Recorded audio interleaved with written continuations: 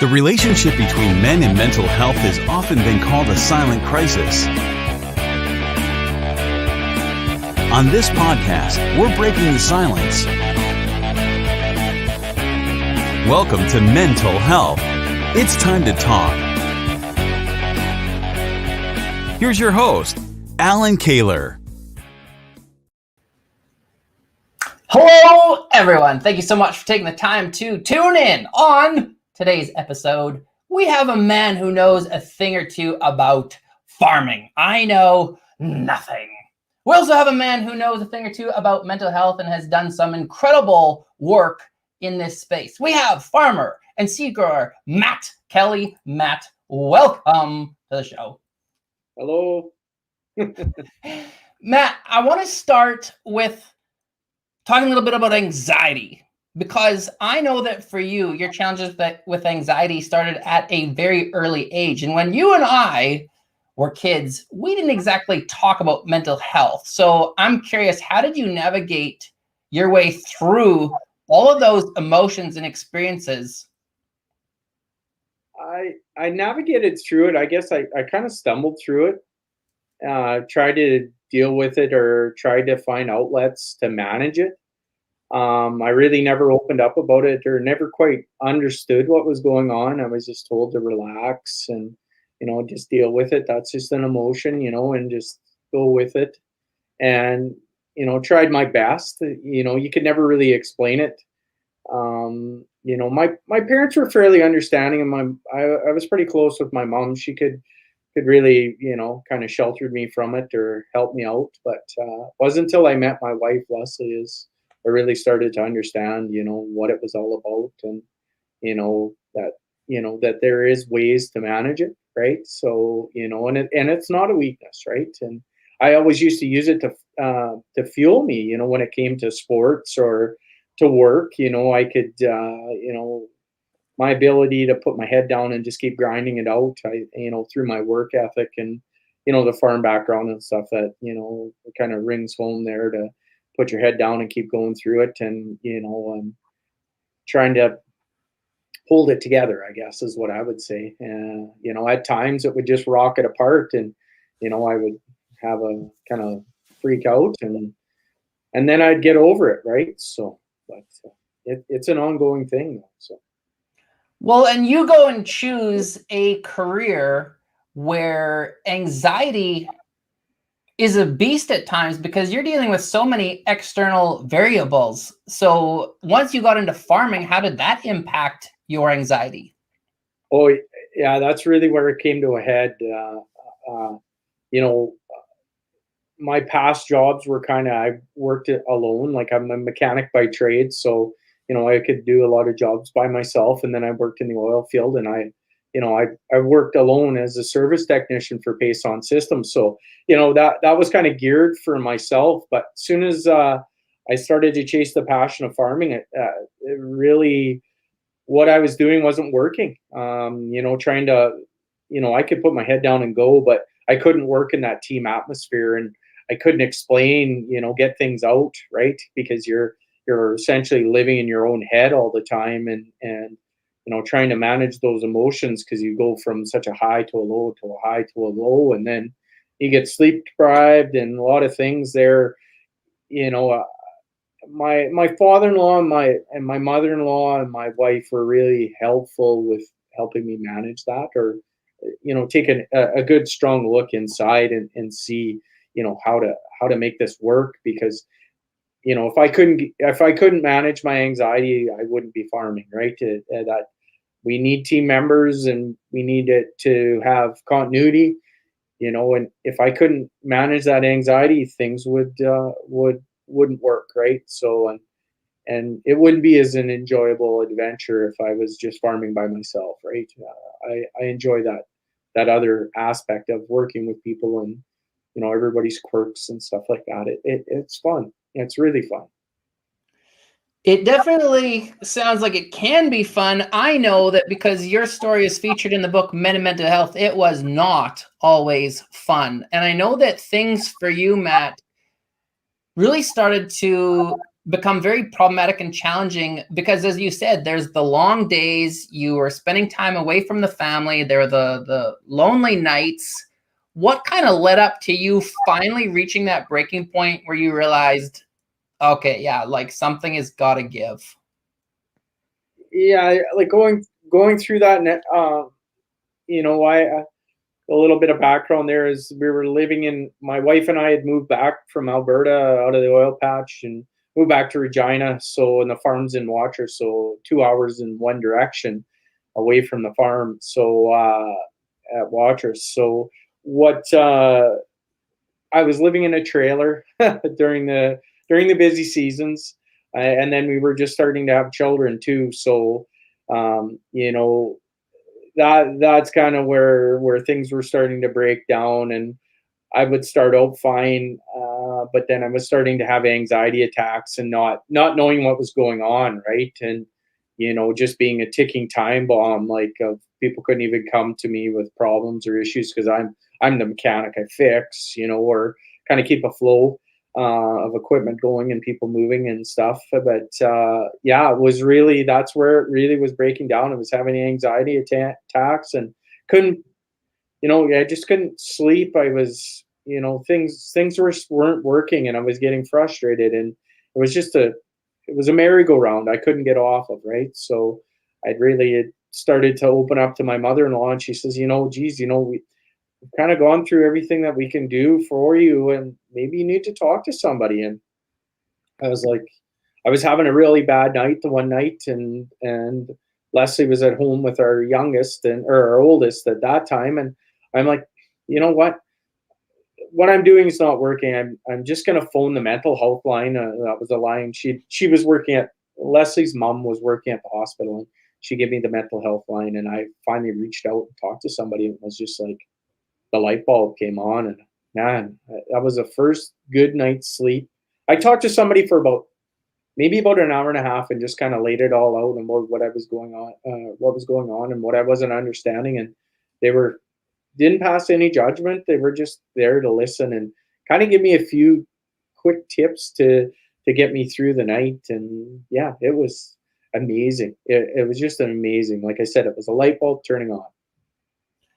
An hour and a half is a long time when you think about the fact that it really was things that you suppressed for so long, right? And so did it feel like it just, I don't know, I kind of believe, Matt, the darkness begs to see the light of day. Once you started to talk, did it just keep coming, or what was that experience like for you?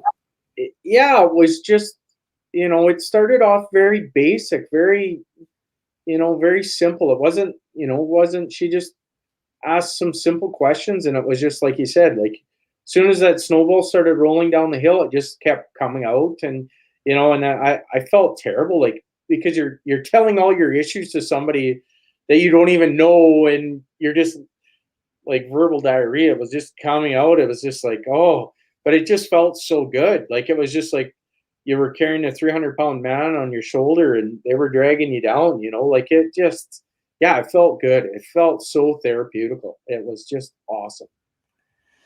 So here's a question, because I just find this really interesting. I can relate to the challenges of putting a voice to my pain. So many of the men that I talk to or have interviewed, it's the same. It's the fear of being vulnerable. Yet once they finally start to put a voice to it, it's always the same. Oh, they feel free, they feel liberated. So what exactly, in your opinion, can we do for not only farmers, just men in general, so that they can really get to that point where they can be free? Yeah, I think it's just feeling like it's okay. It's you're not weak. You're not. That's the biggest thing is you can smash your hands with a hammer and keep trudging on, but it just seems if you can't get rid of that or heal that wound, you just carry it around with you. And feeling okay to talk to somebody, like, and not fear of being criticized and saying that you're weak or whatever. Nobody Somebody's got to walk a mile in your shoes, or live your life and through your eyes and understand how it all works before they can pass any judgment. And nobody should judge, and feeling okay to do that. That's the biggest thing. Like, you, it's not weakness, you know. Everybody goes through it, you know. They probably, people that are critical about it probably talk to different people, you know, on the street or their friends or whatever, and lay it out. And some people have stronger mental health and some people have weaker mental health. It's just, you know, it's the world, right? You know, nobody's weak, right, by having these issues, and feel comfortable to do it. It's going to make life a lot better, you know. You'll be able to have a good peace of mind, you know, at the end of the night. So, yeah. Well, you live in this space, you live in this world of farming where there's this history.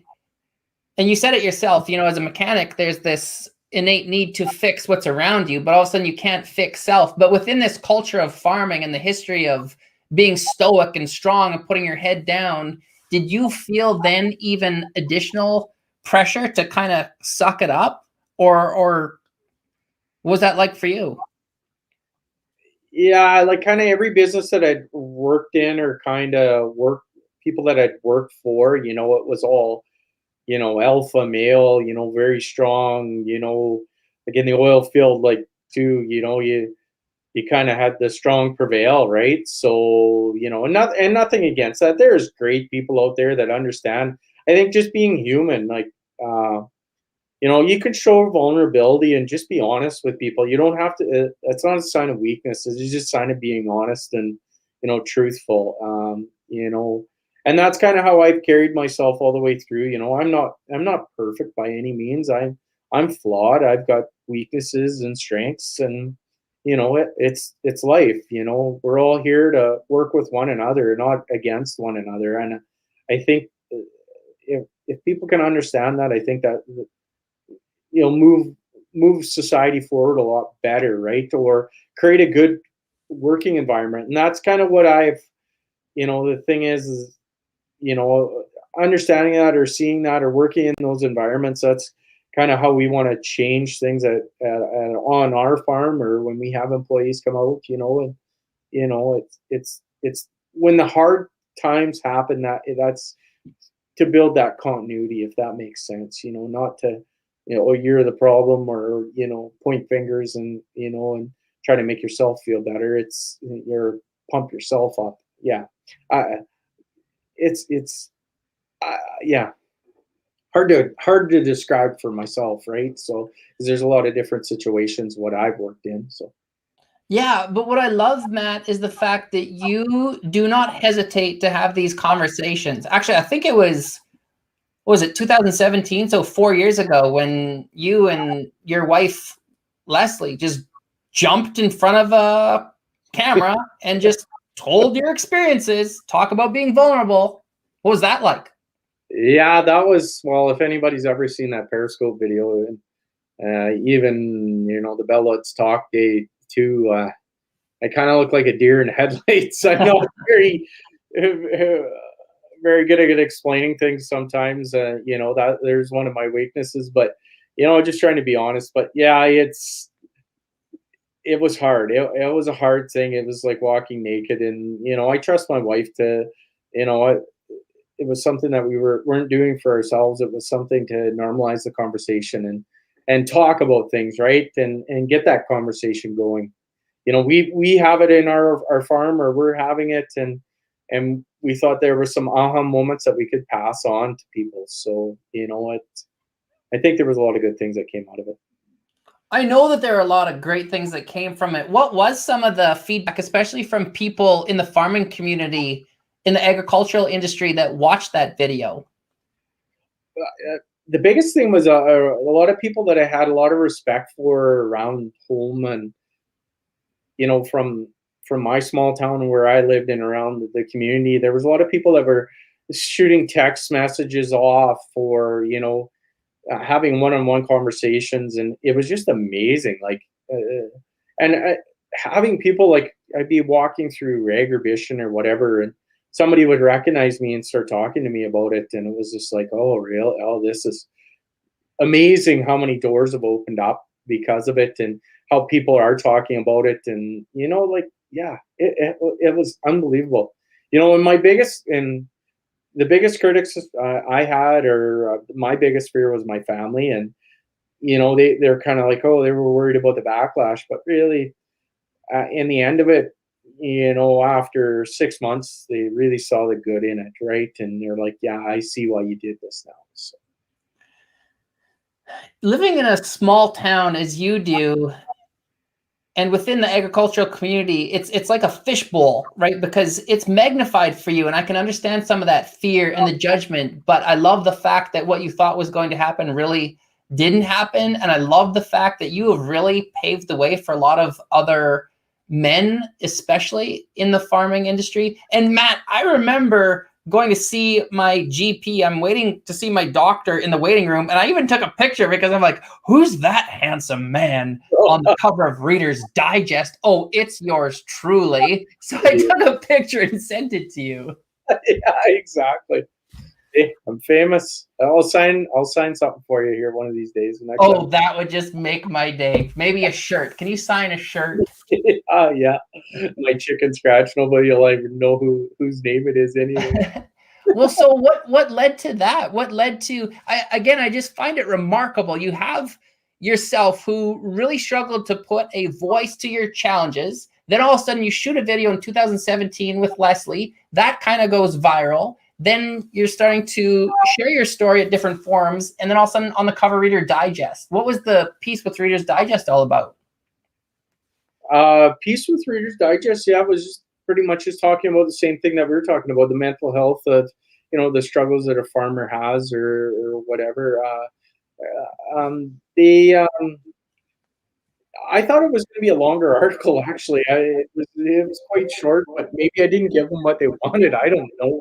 But yeah, it was just kind of dealing with, the day-to-day operations, and how to deal with the loneliness, and then the challenges that come with the environment, and commodity prices and stuff like that. So, Well, what are some of the strategies when things become kind of challenging for you? I mean, right now, being spring, you're prepping for seeding, and then obviously, when it's go time, it's go time. And then with harvest, you just go, go, go. How do you navigate through that?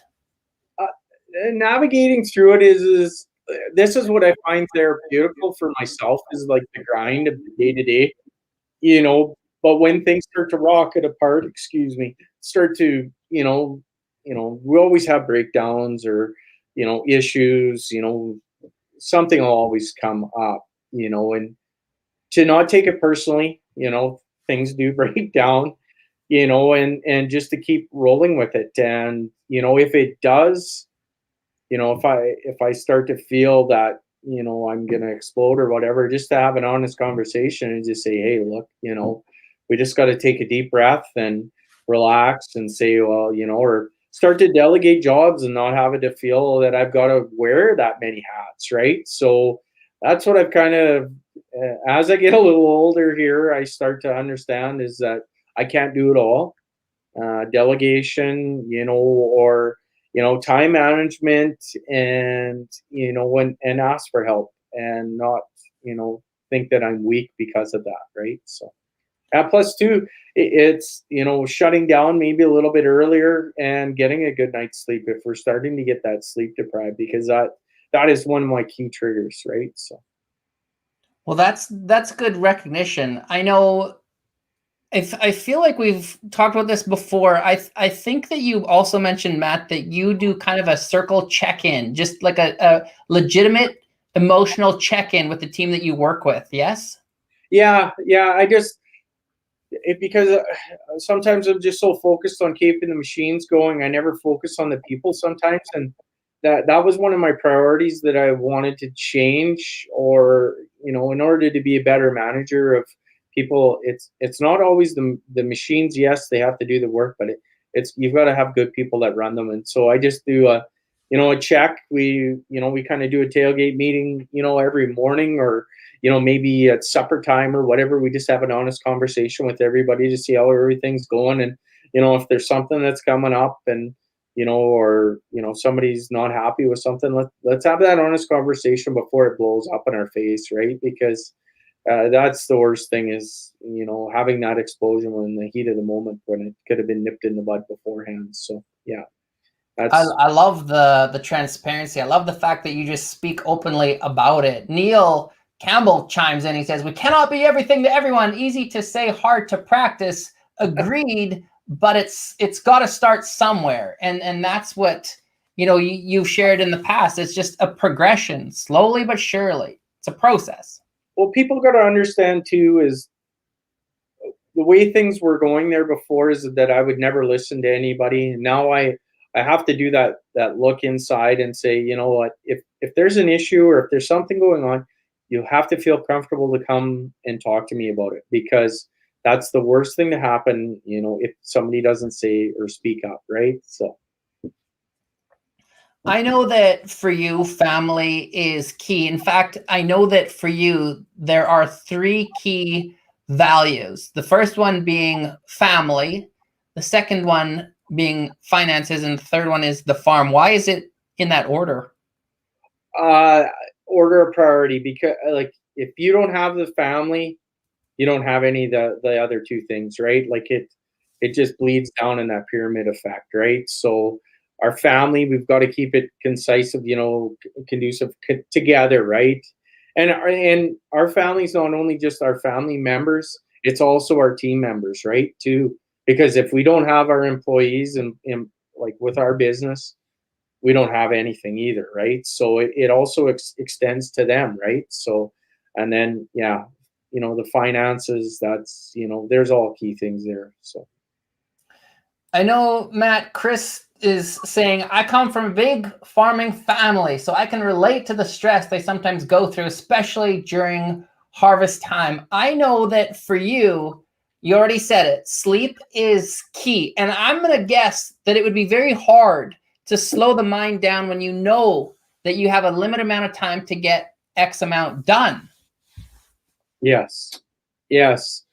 And that's what I have trouble with, shutting it off at night, right? And that, the day doesn't end, right, for myself, because I'm thinking, and that's my thing, right? I get on that merry-go-round, or I have kind of a bit of a photographic memory of, what needs to be fixed and priorities and stuff. And like I said, yeah, if there's a million things and things aren't going well, I got to just take a deep breath and get some sleep. So And we're fortunate. I have a spouse, a partner in Tanya, who I can do my best to communicate with, but they also check in on us, and Tanya will see when I'm feeling anxious, overwhelmed, irritable before I even am.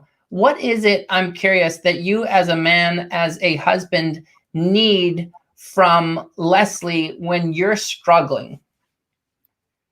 when I'm struggling, I just need her, just to say, hey, just relax, or I just need that reassurance that things are going to be okay. When I was going through my toughest times, it was just a simple hug, like just to let me know that I was okay. Like, because it was my biggest fear was losing my wife, over all this stuff that I didn't know what was going on. It was so confusing in my little world that I was in, and yeah, it was just a simple hug when I was starting to go through my panic attack, and just to show that she was there, that she was gonna help me and almost protect me from it, right? So, and then she has a really good ability she'll just keep picking at the layers to get the onion to open up, right? So, and then away we go, and then it's almost like therapy there, right there. So It's great. I mean, silence is obviously not the answer. I don't remember who told me this. I think it was an elder who said it's okay to let the bird in, but don't let it make a nest. And thankfully, when we have people around us who check in, it kind of forces us to at least try to, like you said, go within and explore it. Otherwise, it becomes very problematic in our own little world. yeah, yeah, most definitely. And that's what I've been trying to do too with, our employees, or my brother-in-law or my father-in-law, like just to check in, because, I'll tell them when I'm not having a good day, or if there's issues or whatever, I'm open. But sometimes, they're maybe not in the same mental space that I'm in, and just a simple conversation to say, hey, like, check in with them, and it feels good, right? So that everybody's on the same page, right? Totally. I know Neil says, I heard the talking will help. LOL, wink, wink. I mean, his whole mantra, which makes good sense, is find your voice, find your freedom. And I love that you are helping so many people find their voice. What's one of the most common questions that you get from other farmers after you do an event or you do anything public around mental health? Most common question is, like they ask me, kind of some of my tools that I have in my toolbox to get me through, and I said, I'll tell them, like, if I'm really having troubles, I'll journal. And I said, like, I kind of monitor my sleep and try to get as much exercise as I can, and stay away from alcohol because I know that can be a trigger. And and if it really gets bad, I tell them, phone the helpline. But I said, like, my answers to my journey are not the answers to your journey. I can give you help, if you want to phone me, give me a call by all means. But everybody's, is different, right? So their journey, they've got to walk their miles in their shoes and find out what's going to work for them. But by all means, I'll give them my tips that I have. And and my wife is, probably 98% of my, my help, right? So Well, I love the fact that you're creating a culture that allows other men in particular, other farmers, it gives them permission to have this important dialogue. You make a beautiful comparison, a metaphor, where in the farming community, if someone's machinery breaks down, if someone's sick, and we see this time and time again, somebody's struggling with cancer, they're hospitalized, they can't get the crop off. Farmers come together, they unite, and you are basically saying in your story, we need to have the same approach when it comes to mental health. oh, exactly. Yeah, and the farming community, being that we're a tight knit community, if there's neighbors that are struggling, we'll do the, drop everything to help them. And yeah, it should be that same way with mental health. And a lot of times, even just knowing that you're there to help them, whether it's having that conversation over a coffee or whatever, or that we're there in their back pocket, to help, if they get in a pinch. It gives everybody peace of mind that that they're not the only ones struggling through this, right? So in your opinion, Matt, are we progressively moving the right way? Are you seeing, I don't know if shift is the right word, but are you seeing a significant change in the way that men, even just people in general, are able to have these conversations? Yeah, I think like the momentum that do more egg, yourself, what you've done with your book, and that, I think making it commonplace, making it, everybody feeling free and open to talk. It doesn't matter if it's a man or a woman or whatever. It takes everybody to make the world go round. So I think, yeah, there's such a momentum shift there that that it's okay to talk about it. I think it's building momentum. Even like the Bell Let's Talk. Like there's tons of people that are on board, and millions of people, and it's great. It's gonna bring our society together, not against one another. It brings everybody together. So I think it's great.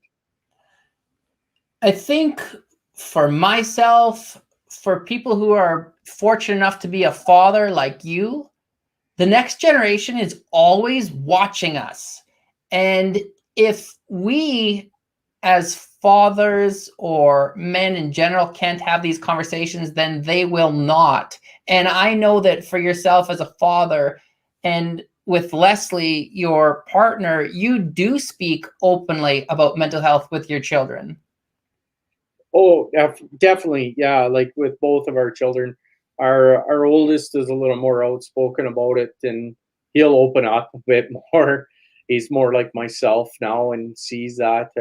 Our little guy, he's only 6, so he's in constant change. So, but having that honest conversation, especially even with competition, like hockey, and I'm really involved coaching hockey and being involved in that way, and that competition, there sometimes children have troubles or don't understand, or or handling that pressure of that big game or whatever, right? Like they, just having that honest open conversation, about even life events that happen and changes in their life, and what are going on, what's going on there, and so that they don't shut down.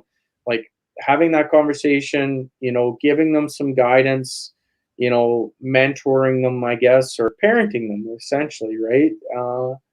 To make it a little easier, to understand that, instead of, be quiet and don't say anything. Let's, use your voice, talk. Let's, see what's going on in there so that we can get an understanding of, to help, right? We're all here to help.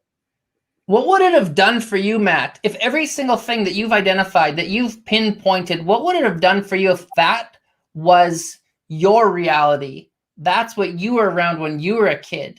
How would that have changed how you then had to navigate through those challenging times? Yeah, that would be an interesting question. The different. I think it would have made things a lot a lot easier, a little less confusing. And the ability to talk it out, and but also, sometimes you're gonna have to have some struggles, right? In order to mature and change and force yourself through it. But yeah, I think it would have been really good just to understand and be able to be. I think I would have been able to be a better friend, partner. You know, Probably would have led a little different life. I'm not saying what I've done is terrible, but like it it wouldn't have been so confusing, right? And probably a little less anxious and sleepless nights, and yeah, things would have went a little easier, right? I think, but all in all, I had a pretty good upbringing, so I'm not going to complain. But yeah, Yeah, I mean, it comes down to when we know better, we do better. Every single parent does the best they can with what they have. Now that you have this new knowledge and insights, and you gave yourself permission to be vulnerable and put it all out there, it's not only you and Leslie that benefit, it's the kids, it's the whole next generation. I just love the fact, once again, that you're just done with the hiding, man. yeah, yeah. I'm an open book now, right? Who knew? Who knew? Anna chimes in and she just says, "Thank you so much for sharing. Much appreciated." And it's that simple. It's the power of sharing. Every single person that we meet has a story, has the ability to share. We live in this space, this world right now, where everyone literally could take their phone and I mean, put it out there, because stories are what connects us. I heard your story, I was connected, and the more that you tell it, the more people can relate to you. Yeah. I think it's social media, all those different aspects. If you're really good at it, I'm not very good at it, but I have my wife to support me in that end of it. But having that open conversation and doing that, it's great. It's fantastic. There's great things that have come from that. So, Well, we have a question here, Matt. Chris is asking, do you farm in Canada or the US? Is he a dairy, livestock, or cash crop farmer, or possibly all three? a Canadian farmer, and we're strictly cash crop. And there you have it. Canadian. Proud Canadian. yeah. Well, listen, I really appreciate you taking the time. I know that you have a million things on your plate, never mind having 2 young kids at home who are full of energy during COVID. So Thank you so much, Matt, for this time and for the great work that you do in this space. Well, you're welcome. Thanks for the opportunity to talk, and hopefully it wasn't too long-winded. It was a good book. It was a good read. Thank you, Matt. Thank you, everyone, for taking the time to tune in. Take good care of yourselves. Keep talking and be well.